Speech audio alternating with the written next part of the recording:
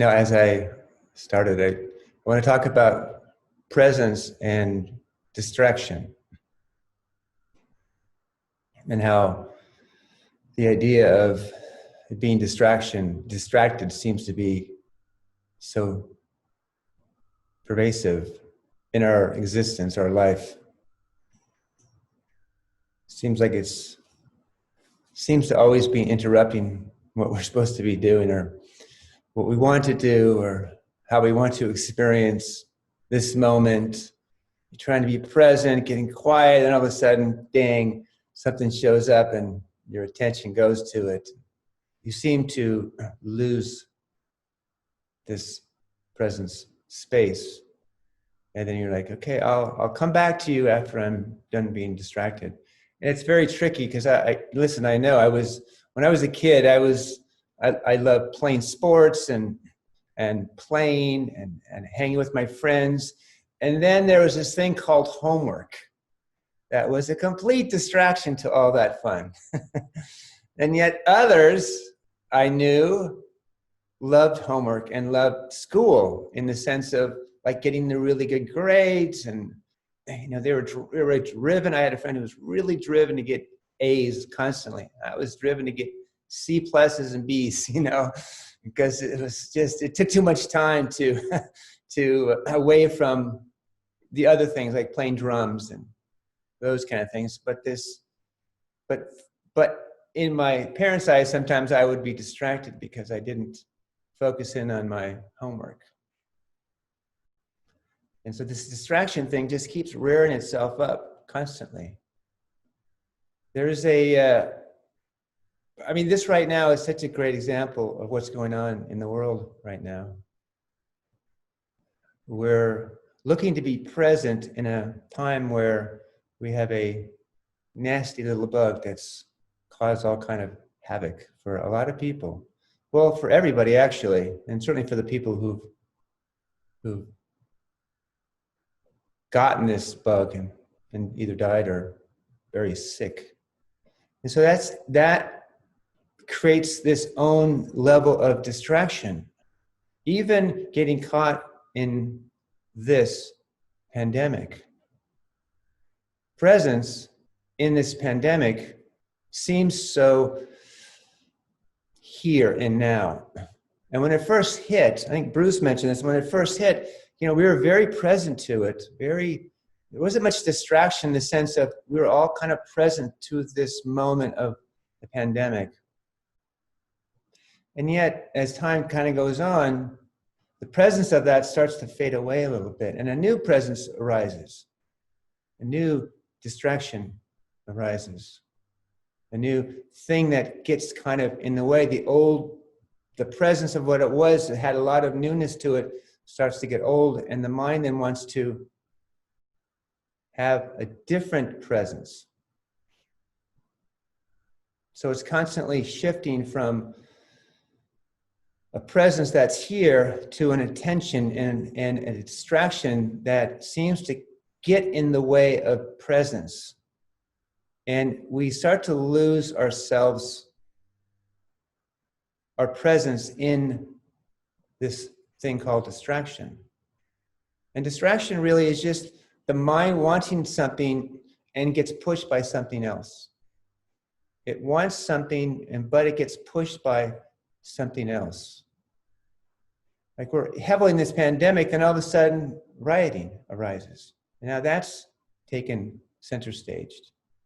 And what is that all about, right? It's very deep rooted. It's not just what's been going on right now. It's been going on for many millennia. And when we get caught in all of these things constantly, we bring our attention to it, and then guess what? Something else comes to get our distraction, to get our mind back somewhere else constantly. It's like it's here, and then something else comes, and then that now becomes our new attention / distraction. It's like this constant flow of what we think is presence is really a distraction. Because really, if we look at what we're about in this in our life? What is the main thing that we're looking for in this life? What is it that we want to be in this life? What is it that we're supposed to be here in our life? Why are we here? Why are we here? Are we here to create a lot of distraction for others? Are we here to be distracted by all this other stuff that goes on around us? Doesn't mean you don't do anything about it. But if you get caught in it constantly, you end up staying in this mind that keeps you away from this presence place. When you have a thought about something like, this is bad, this is good, this is right, and this is wrong, it's still a distraction from the place that you are looking to be. We're here trying to be present. Present doesn't have a plus or a minus, good or a bad. It just is. In the truest sense, it really just, there's just is about it. Not caught in distraction. This pandemic has caused, I have a friend who, this has been like one of the greatest things for them. They were distracted by work and all this, and all of a sudden that's not here anymore. And another person has the same issue, feeling comfortable in not having to do things. At the same time, they're not making any money. My other friend is making money. So the distraction for that one person is, how am I going to, feed my family? That becomes so important, obviously. And yet, it depends on where we put our mind. If we put our mind in a new place that gets moved around by what's going on, then we'll never, ever, ever really understand and get to fully realize who we are here. But it's challenging. Sharon? In some ways, like what happened with George Floyd, isn't that also just creating, for me, I feel like it's just bringing awareness to, I'm not a Black person, so I'm treated differently in the world. Yes. Many Black men are treated by police brutality. So it's bringing my awareness rather than a distraction. It's like opening me up to, yes, this happens to many Black people in the world all the time. And I'm just bringing my awareness to it rather than that it's a distraction of what's present in reality. Or the woman in Central Park, she's like, her white privilege thinks that she could tell the police that this Black man is doing that to her. And she's, just exemplifying some, negative things that some human beings do. So I think it's bringing my awareness to a real situation rather than a distraction. Thank you. Uh-huh. No, I'll press on that, actually. Okay. Thank you for bringing that up, though, because that's an important issue. What Sharon is saying is true. Obviously, the situation with Black Americans is very challenging. We're very aware of it. It does bring attention to it inside yourself. What I'm talking about, though, is not necessarily that you feel or bring awareness into a situation or into what's actually arising in that's going on in the world, and we're having this experience of what's arising in this world. What I'm talking about is distraction in the sense of presence that doesn't get caught in hate. It doesn't get caught in what's going on. Because if it gets caught in what's going on, then it starts to lose its way again. It's like you're losing the depth of love, because that awareness can turn yourself into anger as well. You can be really, really aware of this, but then be angry at this group, right? And then throw hate at this group. where presence is not those, it doesn't make those choices. Think about it, it's like love. Pure love doesn't make choices. Presence and love are so intertwined that that's the place that we're trying to connect to, is this intertwining of presence and love that doesn't hold on to any side. It's free of that. It's just pure love that just emanates it. And so when you step out into the world, that's what we're here to bring out to others, to people who are not quite understanding of what they do to others. But if we wait for that to arise, it just takes forever to get others to change their mind. It's bringing love to everybody without choosing if it's them or them. If it's this person, if it's this person. If it's the hater or the hated. If it's the person getting abused or the abuser. Right? There's a depth of presence that is a freedom. Doesn't mean you're not aware. You're completely aware. You're actually even more aware. But you're free at one level. You know, the Buddha had an idea of suffering in the truest sense of what it was, and he actually chose not to eat and not to do a lot of things to find this answer. It was so important to understand this depth in him. There was a truth that had to be realized in him. And we all have this in us, this presence that wants to be realized in a way that is freeing and love. And one really with everything. But it's there, it's embedded in us. We just know it. We know when we're closer to it, and we know when we're farther from it. When we get caught into situations, and then it can pull us away from this place again. Because we can get really angry at the other side, or even hateful at the other side. And the Buddha was like, I understand all this stuff's going on in the world, but this place that I know that's here that has to be answered, because once I hit that place, then I can turn back into the world with this. And I have infinitely more power.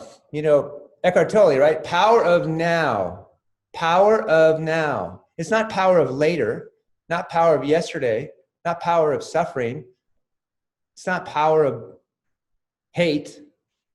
It's the power of now. And the power of now means that it's all related to being so here, and you can feel the truth flow through you. You just know this intelligence that radiates everywhere just flows through. And once you're connected to that place, then you come back into the world. Enlightenment is nothing more than getting to a place where you can feel that and connect with that. And then you don't just sit there in nirvana or bliss. That's not the purpose of enlightenment. You get the experience of it, but that's not what this is. It's coming back it's like turning back. Okay, now I'm going to come back into the world. With this, now you have immense power to move things because you're connected to God, so to speak. And then when these things arise, because they come and go, we've had these issues forever. Rodney King comes and goes, and they seem to be, they go for a bit and then they fade away. Even in the midst of this worldwide pandemic, this thing arose above it. Right now, it's currently, in the news cycle higher than the pandemic. So we just keep bringing things up on the top page, but it doesn't last very long. At CNN, it comes there for a day or a week or a month or whatever, and then something comes into it after that. And it loses the track of what we're here for. It's just another distraction. At the level of presence I'm talking about. That's all I'm saying here. I'm just saying the level of presence is, if you're here for that, then everything else that you get caught into is a distraction from this kind of place of attaining this enlightenment then you have the power to come back in and make shifts, changes, because you're coming back in this love place. And you're not separating anybody. The people who are ignorant, you need to give, they are the ones that even require even more love. People who are suffering, more love, right? I mean, it's just, there's a level of connection that you can bring into it. You can oscillate it, but love is just like presence. It's just here, not connected to any kind of choice. As I've said before, there is no choice in deep presence, in now. In this presence place, it's free of that. It just allows everything to arise in it. I was looking at the, this morning I was making my matcha, and I'm like looking around, I'm like, wow, I just stayed still. And I saw all of these things that have been manifested and created. And now it's in my presence place. But that's not the presence that's holding my awness of just seeing all this. It's the connecting to this presence that is not caught in things, and it's not caught in the mind of choice, good or bad. It just allows for you to cut through all of that. You cut through the crap and you see the love. You cut through the hate and you see the love. You cut through the pain and you see the love. You cut through the suffering and you see the love. Buddha suffered a lot when he was doing that, but he had a purpose for that. If we have a purpose, a deeper purpose than what's going on around us, then we won't get caught in the fact that all this stuff arises. And then we can really do. Our beingness is doing, actually. When you emanate love, that is immense doing. Presence, and that is immense doing.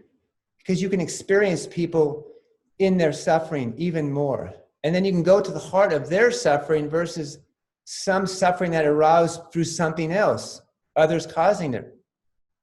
And you start breaking yourself away from what people have done to you to this place. Because if you're caught in this, what people are doing to you, you can never get out of it. It's like prison. It's really the prison of the mind. Until someone comes into that life and says, whoa, hold on a second. I'm here, and they can feel you. You're emanating this love, this presence. That has ultimate power. That's the book. The power of now is because of that. But if we get caught and distracted, all these things, as we know, these things come and go. We've had so many riots in this country since this country's been around. And then a new news cycle shows up, and we kind of, we forget about it a little bit, because another news cycle has showed up and it's distracted us for a while. And the distraction just keeps coming. It'll just keep coming and coming and coming. That's why we're sitting here, trying to get some level of breaking away from our minds into presence, into this place of love, presence, intelligence, God, that doesn't get caught in the news cycle of how we are with each other. And once you start to feel it inside, it will take hold of you. It's like you know something and you keep going into that. The Buddha knew something, he kept going relentlessly to find the answer. Everyone has some kind of an answer that they're looking for. And probably every one of us has some sense of what that is, some stronger than others, but it's there. And that's telling us to find this place. This is the real place to be. Not fighting and getting caught in distractions all the time, or else we'll never really get ourselves realized. It's very challenging, though, because it's all around us. We're getting hit in every different directions. And here we are trying to, quiet our mind here for 30, 40 minutes. And then the world can try to hammer us and see what we've created here. So it's not that you're not blind in this process of finding yourself and presence and finding presence in you and love. It's not a selfish act at all. It's a complete selfless act. Because I tell you, when you're there, you're turning back and you're bringing everything you have back into the world to impact it through this truth. And once you really touch this truth and feel this truth, you can cut through anything. You can cut through hate. Just like, here comes hate, and you're just like, swap, like nothing. But if you get distracted by hate, then you can get caught in it, and it can just overtake you and get you angered and get you frustrated. And then the distraction comes, and then that kind of goes away for a little while. Then a new thing shows up. So it's just this ongoing process of seeing. It's really here to, all that stuff actually is here to help you find yourself and to deepen this place in yourself. If you use it that way, once you decide, I am finding this answer in myself, period. And then everything else is here to push that forward. All the distraction then doesn't become distraction because it's pushing you into this presence place, inside yourself. Then you're really none of this is really as a distraction once you know this is what you're attaining. I was frustrated before. In one moment, I was frustrated, really frustrated. I just got in that level before. And then in one instant, that frustration was gone. I'm just saying that the power of this presence place is so fast, it doesn't require time. But you have to have some clarity of what it is that you're trying to be and who you are ultimately. The deepest essence of who you are, it's inside you. And you're trying to find it through this process of meditation and open eye and connecting this way. But thank you, Sharon, for bringing that up, because this is a very important topic. And I just wanted to kind of get clear about this distraction that can really knock you out of really the depth of who you are, this presence, love place that is inside of each of us. And you have to almost put the stake down on the ground saying, this is going to be the thing I'm going to really connect with, to be. And then you can bring all this stuff in, this distraction stuff, then just is part of it all. But you'll have much more impact to shift and change things.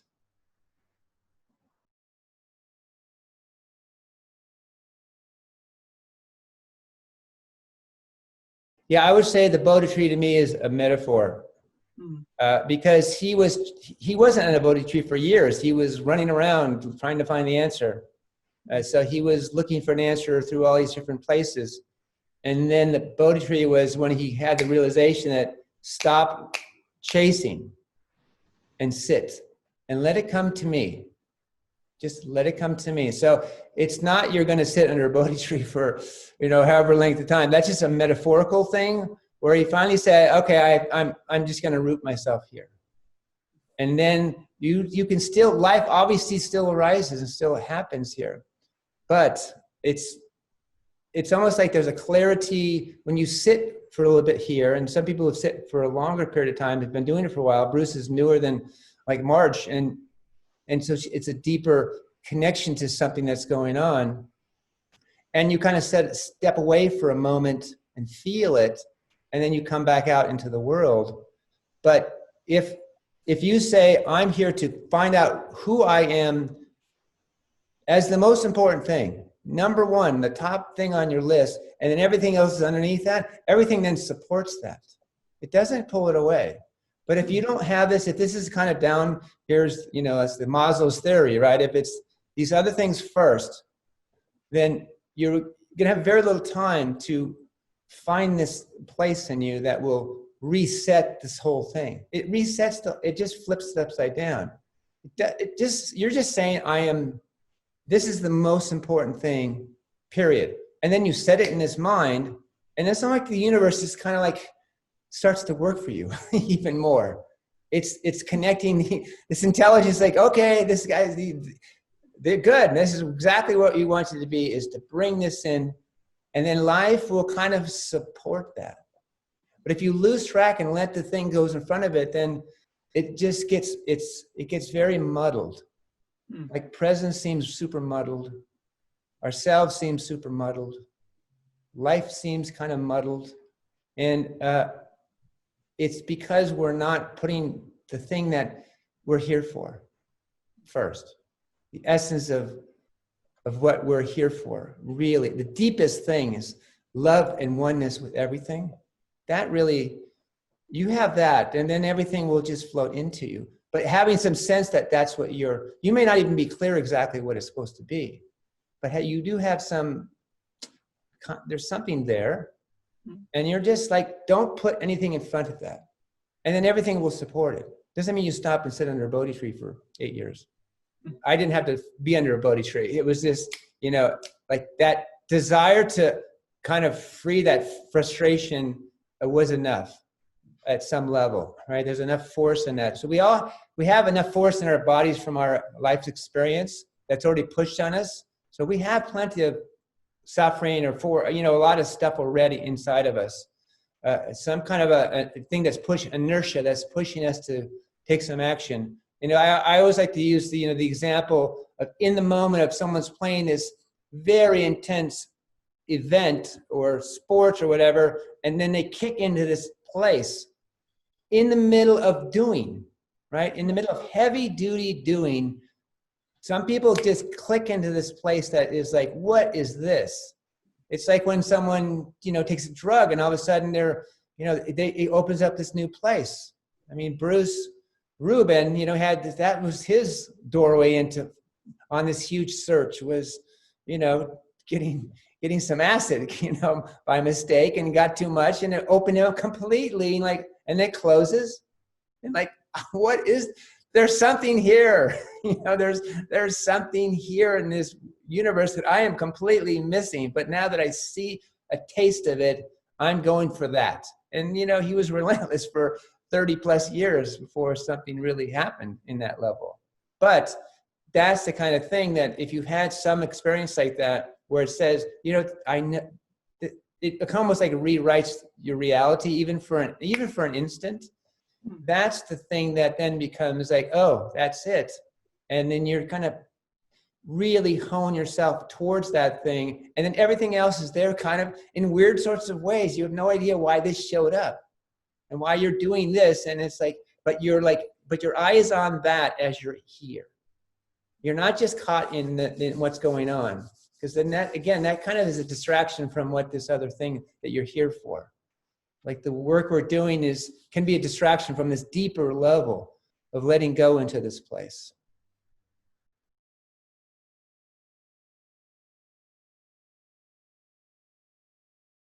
Yes, exactly. Because he did a lot. He was doing an immense amount of trying to realize, and it paid off for the world, for sure. That pays off for the world. His realization paid off for the world in so many ways, right? That's why these realizations, when you hit that place of creation, even like Van Gogh and people like that, and they affect a lot of people who see their work. But in the moment that's being created, and then every moment that when you create in that kind of place, then it's timeless. It doesn't die. It just is. There's music that's timeless, and there's music that just comes and goes, right? I mean, most art comes and goes, but if you transcend time, it'll be here forever. So, and Beethoven, some music will be here forever. And some people's words will be here forever, where most other ones don't, because they're not really in this really place of complete beingness. And then you're really having impacts with people at the highest level. Thank you so much for being here. I hope everyone has a beautiful day and has gotten something from this.